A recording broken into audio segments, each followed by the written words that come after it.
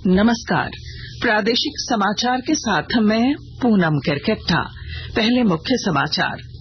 राज्यसभा से जैव विविधता संशोधन विधेयक 2023 पारित।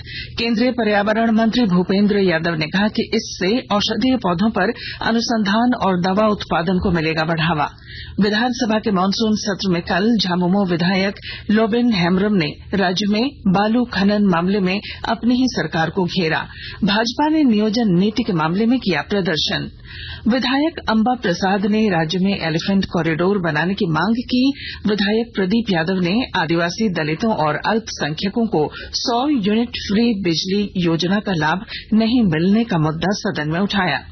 क्रिकेट में भारत ने 3 एकदिवसीय मैचों की श्रृंखला के अंतिम मैच में वेस्टइंडीज को 200 रनों के बड़े अंतर से हराकर 3 मैचों की श्रृंखला जीती।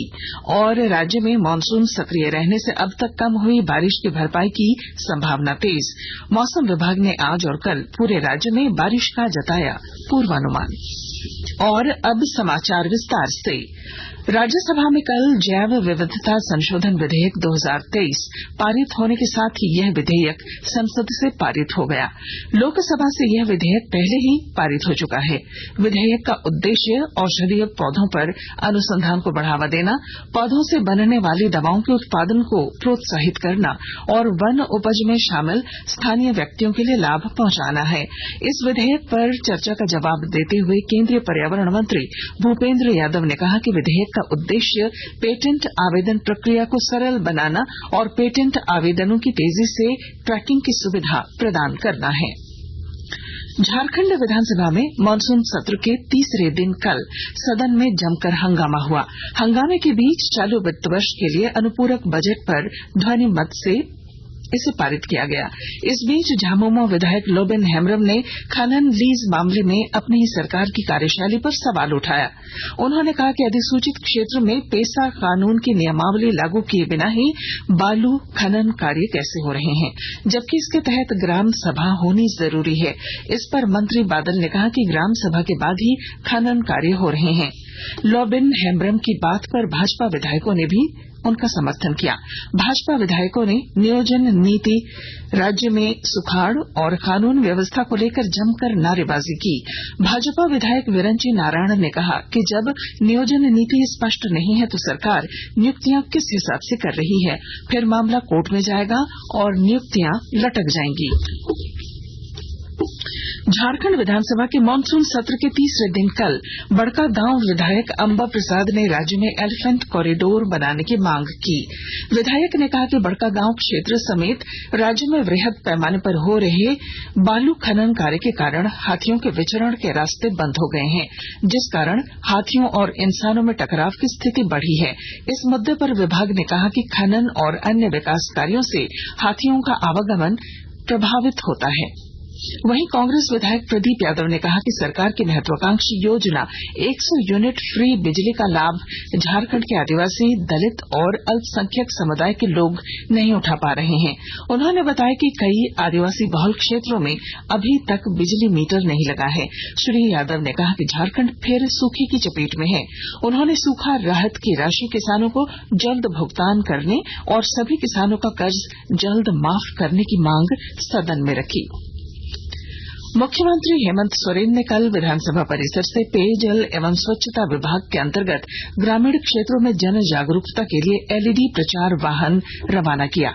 मौके पर पेयजल स्वच्छता मंत्री मिथिलेश ठाकुर ने कहा कि जल जीवन मिशन के तहत सभी ग्रामीण परिवारों को प्रतिदिन 55 लीटर प्रति व्यक्ति शुद्ध पेयजल उपलब्ध कराने की दिशा में सरकार तत्परता से काम कर रही है।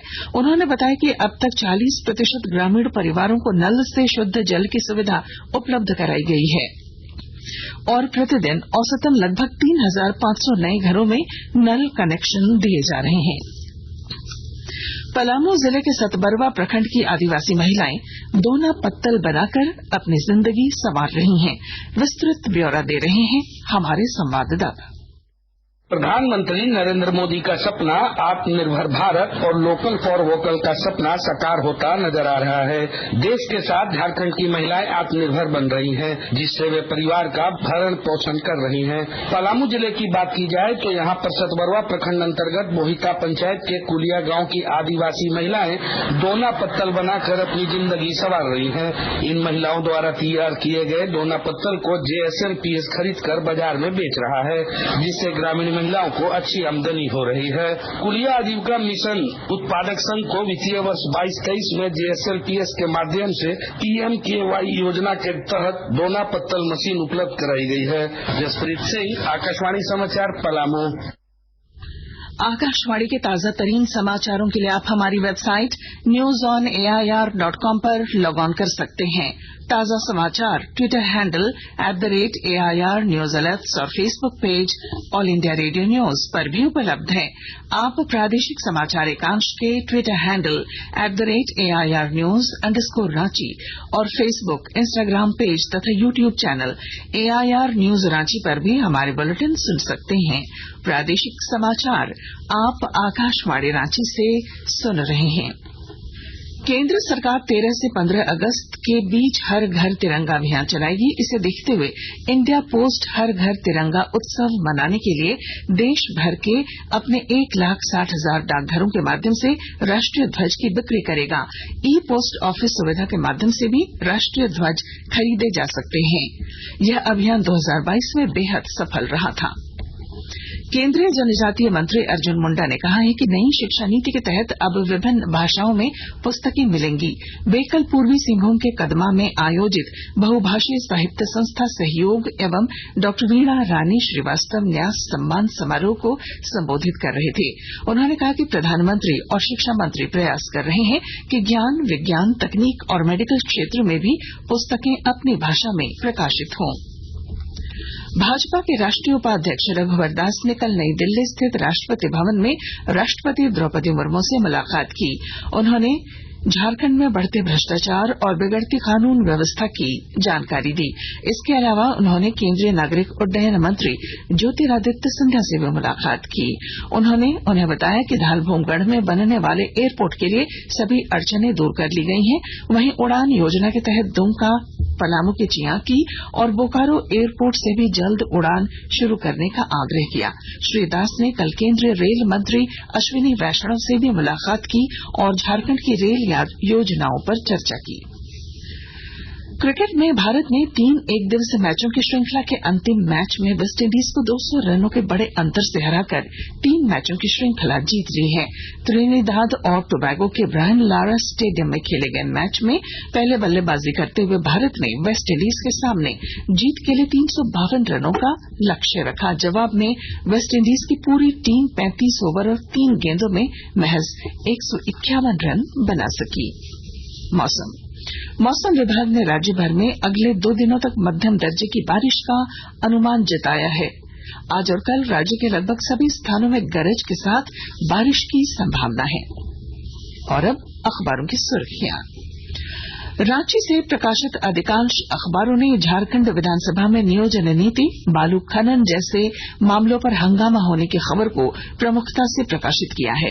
इसके अलावा प्रभात खबर की सुर्खी है, प्रतियोगिता परीक्षा में नकल करते पकड़े गए तो 3 से 7 साल तक की होगी सजा। दैनिक हिंदुस्तान ने लिखा है, झारखंड में भी नकली होलोग्राम से बिकी शराब। दैनिक भास्कर की सुर्खी है, बिना सैलरी दिए पे स्लिप दे रहा SEC।